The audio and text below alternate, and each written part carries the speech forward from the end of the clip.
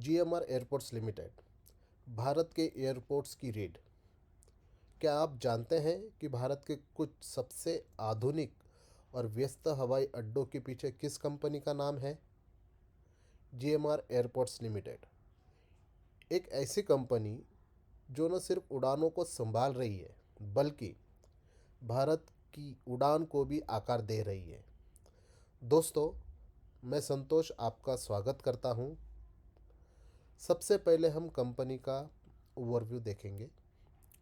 1996 में स्थापित GMR group ने अपनी एयरपोर्ट डिवीजन के जरिए भारत को वैश्विक स्तर के इंफ्रास्ट्रक्चर से जोड़ा है। यह कंपनी हैदराबाद, गोवा और दिल्ली जैसे प्रमुख अंतर्राष्ट्रीय हवाई अड्डों का संचालन करती है। सिर्फ देश में ही नहीं दोस्तों, विदेशों में भी, जैसे कि फिलीपींस में सेबू एयरपोर्ट। जीएमआर की पहुंच इसकी तरफ तेजी से बढ़ रही।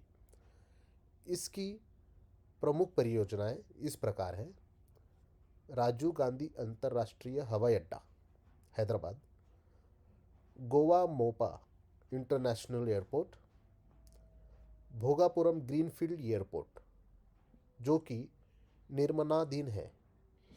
दोस्तों, इसके कुछ प्रमुख प्रोजेक्ट इस प्रकार हैं। जीएमआर का सबसे चर्चित प्रोजेक्ट है राजीव गांधी अंतर्राष्ट्रीय हवाई अड्डा हैदराबाद, जिसे बार बार बेस्ट एयरपोर्ट अवार्ड से भी नवाजा गया है। इसके अलावा गोवा का मोपा एयरपोर्ट और विशाखापट्टनम के पास बन रहा भोगापुरम ग्रीनफील्ड एयरपोर्ट जीएमआर के विस्तार की बड़ी मिसालें हैं। ये सभी एयरपोर्ट्स न सिर्फ यात्री संख्या में इजाफा कर रहे हैं बल्कि रीजनल इकोनॉमी को भी गति दे रहे हैं। दोस्तों, इसकी सेवाएं और संचालन देखते हैं। यह यात्री हवाई अड्डा संचालन है, कार्गो टर्मिनल सेवाएं, रियल एस्टेट और retail development, digital smart airport समाधान, अंतर्राष्ट्रीय साझेदारी जैसे फ्रांस के एडीपी समूह के साथ। दोस्तों, अभी हम इसका फाइनेंशियल और स्टॉक एनालिसिस देखते हैं। वित्तीय रूप से भी जीएमआर एयरपोर्ट लिमिटेड ने पिछले कुछ वर्षों में मजबूत प्रगति दिखाई है।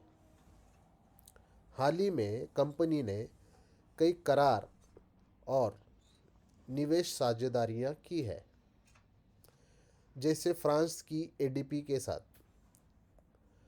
जीएमआर इंफ्रा का शेयर निवेशकों की नज़र में है क्योंकि कंपनी का business model long term returns देने वाला माना जा रहा है। क्या यह 2025 तक एक मल्टीबैगर स्टॉक बन सकता है?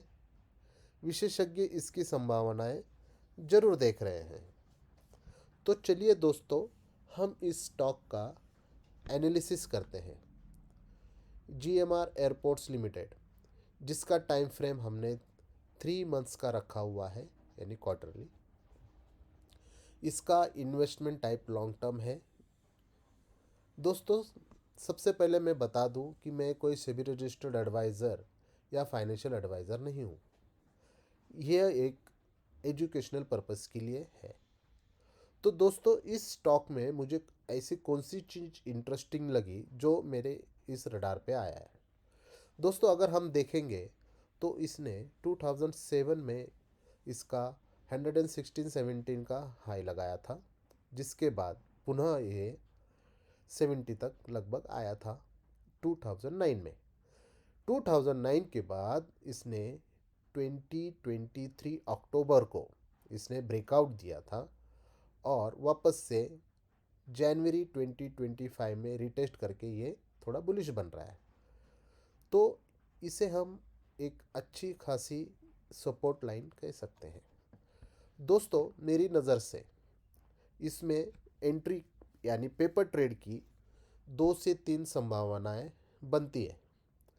तो चलिए देखते हैं कि वो कौन सी संभावनाएं हैं जहां पे आप इसमें पेपर ट्रेड कर सकते हैं, जिसमें आप एंट्री कर सकते हैं।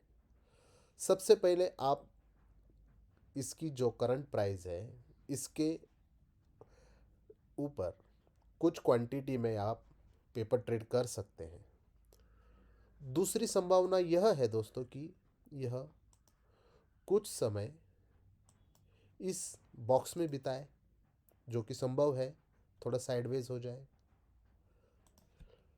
तीसरी संभावना यह है कि यह यहाँ से कुछ इस तरह से टारगेट को छूता हुआ वापस से रिटेस्ट करके यहाँ से धीरे धीरे यह अपनी टारगेट की तरफ बढ़ सकता है। तो ये एक तीसरी संभावना है।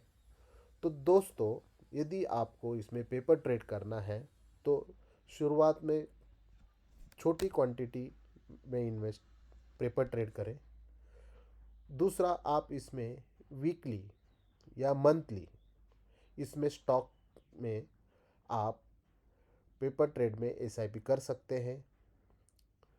तीसरा, अगर यहाँ से ये ब्रेकआउट देता है रिटेस्ट के बाद आप इसमें कुछ क्वांटिटी आपके पेपर ट्रेड में ऐड कर सकते हैं।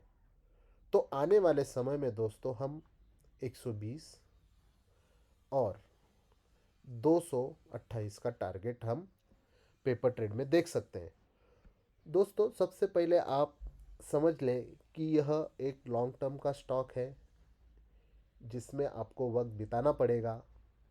यह थोड़ा वक्त ले सकता है, अपने चाल से ये चल सकता है। अगर आप में सेल्फ बिलीफ है, आप इसमें ज़्यादा देर अगर रुक सकते हैं तो आप इसमें पेपर ट्रेड कर सकते हैं और निश्चित तौर पर आने वाले समय में यह आपके पेपर ट्रेड में अच्छे रिटर्न्स आपको दे सकता है। तो दोस्तों, अगर यहाँ से हमारे विश्लेषण के हिसाब से अगर ये बुलिश बनता है तो जैसे कि हमने देखा है 120 और 228 ये टारगेट ये हमें दे सकता है।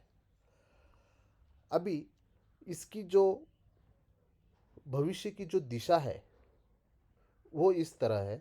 जीएमआर अब स्मार्ट और डिजिटल एयरपोर्ट्स पे जोर दे रहा है।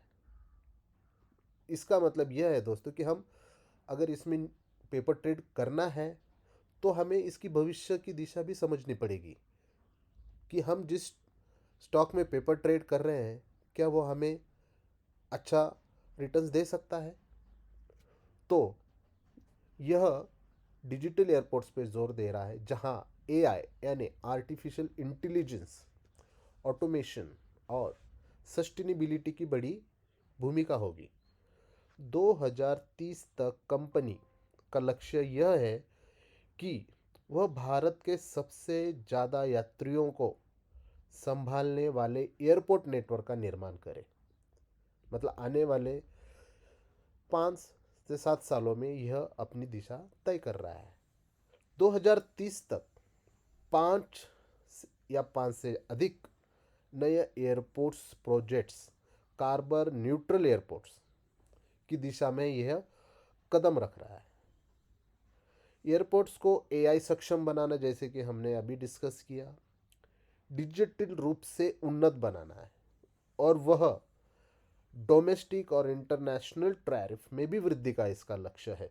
तो अगर हम देखेंगे तो इसकी जो भविष्य की दिशा है काफ़ी मजबूत है, काफ़ी अच्छे इसके नए प्रोजेक्ट्स आ रहे हैं, कंपनी का भी लक्ष्य पॉजिटिव नज़र आ रहा है। तो दोस्तों, क्या जीएमआर एयरपोर्ट भारत के उड़ान क्षेत्र की असली रीढ़ है? क्या इसका स्टॉक आपके पोर्टफोलियो में होना चाहिए? कमेंट में अपनी राय बताइए। वीडियो को लाइक करें और ऐसे ही कंटेंट के लिए सब्सक्राइब जरूर करें। धन्यवाद।